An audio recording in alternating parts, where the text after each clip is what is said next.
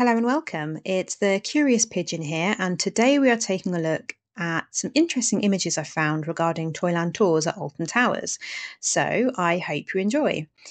Now, just a brief history of the ride. It was in the park for 11 years, from 1994 until 2005. It cost £2 million, and it was about a 5-minute journey.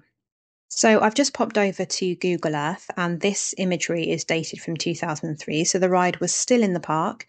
And whilst it's not a great image, because there is no street view from that time, I thought this would be just a good chance for you to see the sides of the show building. And you can just about see the little pink kind of tips of the theming here. And you can just about see some of the street theming here for Talbot Street. Before Toyland Tours was in existence, this show building was actually Around the World in 80 Days, based on the Jules Verne novel of the same name. And there is a POV of that incarnation of the ride on YouTube. I believe it's from about 1992. After Toyland Tours, this show building became, well, the ride, it became Charlie and the Chocolate Factory. And the water ride itself was actually shortened, and some of the theming areas were blocked off. So Charlie and the Chocolate Factory, and later the dungeons, which it became after the Chocolate Factory ride, they used up less of the building. So it's a bit of a shame to think that some of it was wasted, really. And as you may already know, the building or part of it is being used for a Day of the Dead themed scare maze in Scarefest 2024. And who knows what it's going to become after that. I did see that Alton Towers put out a status on social media, and they referred to this building as formerly housing the dungeons, or it was something along those lines. Basically, it read like the dungeons was no more and wasn't coming back. And they have took down some of the theming outside, and they have removed the big dungeon sign. And if they were temporarily using it for a scare maze, I doubt that they would go to those lengths. So over the years, this ride, more towards the end of its life, of course, it became less relevant in terms of the toys that were inside. A couple of the toys featured were Sonic the Hedgehog and Scalextrics. Now, obviously, in the sort of early mid 90s, when this ride opened, these toys were more relevant. So I can understand it becoming less popular if the children going on the ride didn't really know what these things were. Obviously, you had all the generic teddy bears and toy trains and things like that, and big cupcakes and jellies and stuff. And I also heard that it was becoming difficult to maintain, and there were some issues because the building wasn't very well ventilated. And I believe I read that there was damp issues, which makes sense, there being a water ride inside, of course. So in 2005, Toyland Tours was no more, and Charlie and the Chocolate Factory burst into life. However, before we look at what happened after Toyland Tours operated for the last time, I thought it would be interesting just to have a little look at a few of these images. These are actually some scale model images of Toyland Tours. So as you can see, you've got all the different sections on here, including the bathtub section there. And then this is the big finale party scene. And I like to think that these were real cakes and things that were used. But yes, this is actually from an incredible article that was put together about the 30th anniversary of the ride, and there's even more than what I've shown you there. There's some really fantastic written information. There's quite a bit on there, and then there's loads of other images of the theming pieces being constructed, and also there are some pre-concept sort of brainstorming illustration images as well. So I thought we would just look at the beautiful facade one last time, very briefly, because we're about to have a look at the images from when the ride was removed, the deconstruction, ready for Charlie and the Chocolate Factory. So let's brace ourselves and take a look, shall we? So as you can see in this image, a lot of the exterior theming for Toyland Tours had been taken down. On the left there, you can see some elements of Doom and Sons still remaining. And actually, if you go into, I believe it's the World of David Walliams, the shop there is a small advert in the window which refers to Doom and Sons, like a little funeral director's just little window advert. It's actually a really lovely little Easter egg. So I've just zoomed in on the old entrance because if you have a look just below that dark pink arch, you can see some remnants of Around the World in 80 Days. You can see the wording of the entrance there. And I think it's really cool that all that time it was under there. Now, when this became Charlie and the Chocolate Factory, I've got no idea if Around the World in 80 Days was hidden once again. I've got no clue, but I just thought it was really interesting that you could see that poking out there. Now, here are some images of when the theming from inside was ripped out. I think these images are also really great because not only do you get to see some of the theming pieces from other angles, but you also get to appreciate quite how large they were. You can see lots of pieces of presents here, and you can see this lovely little house. I just think that's so cute. And here we have got the boats. I thought it was quite interesting because you can see the sort of mechanisms of how they worked underneath. Now, these boats were painted pink and used for Charlie and the Chocolate Factory, but whether the same boats were then reused again for the dungeons, I'm not sure.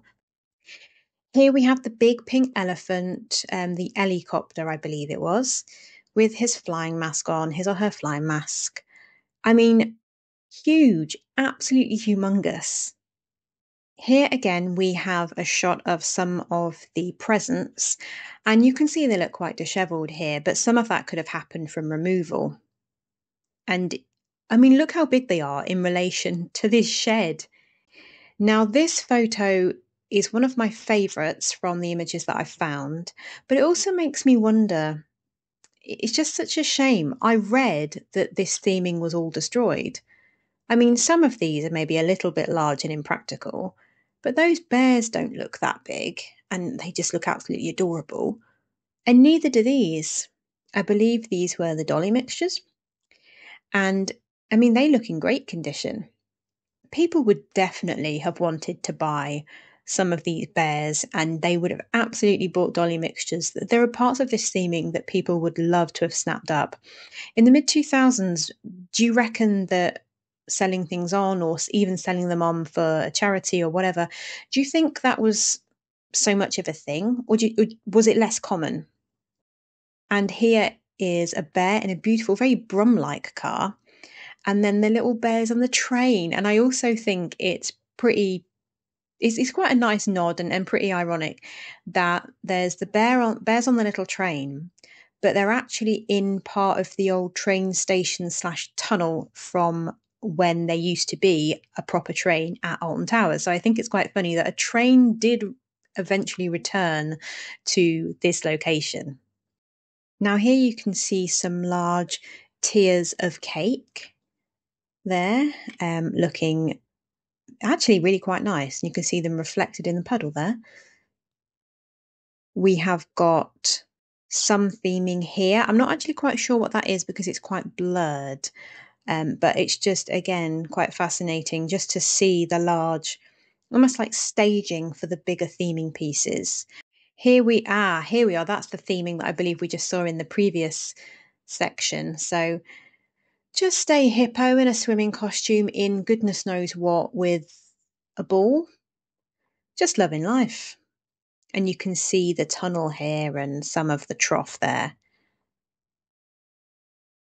We have got a big jelly. I believe the big jelly was from the party scene. And it's interesting as well that you can see the trough pretty much all drained out. There's a little bit of water left. And here I thought this was a really good view of the trough. Please remain seated. This was where the ride ended because you can just see a little bit of the party scene. I think they were giant drinks with curly whirly straws. Weren't they the best? And this was the station inside there. And then you can see the entrance where you would go into the ride the other way. This was a large theming piece, the Busty Hippo. I think this was again right at the end. She's a busty ballerina hippo. And of course, she's on a cupcake. Why wouldn't she be? And then this as well. If you remember when I mentioned about the bouncy castles testing the trampolines, well, this is them. So the bouncy castles are still there, but deflated. So I like the fact that they were actually inflated when in use. I thought they were just hard theming pieces, but no, they were inflated like a proper bouncy castle. And over there, you can see a little nod to it wasn't, I mentioned Scale Electrics, but it was actually called Snail Electric. So again, another pun on words and another gag there. So I just wanted to show you this image as well. Um, Really random that I came across this, but again, just made me smile. Isolate elephant from here. Another thing that I just want to mention as well is that when the ride was taken out and Charlie and the Chocolate Factory was put in, there were a couple of motors that were kept in place. I can't remember what they powered. So, just a few final images. These are some behind the scenes photos from Charlie and the Chocolate Factory. But the reason I wanted to show you them is because it is some original Toyland Tours theming that was kept.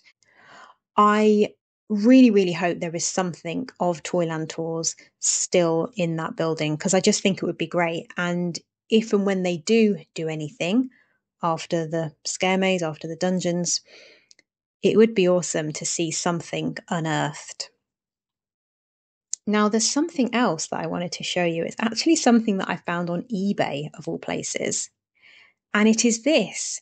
It is some Toyland Tours merchandise. Now, I'm recording this on the 4th of September, 2024, and this is still for sale. Admittedly, it is showing us over £42, but still, there's a Toyland Tours elephant or the helicopter.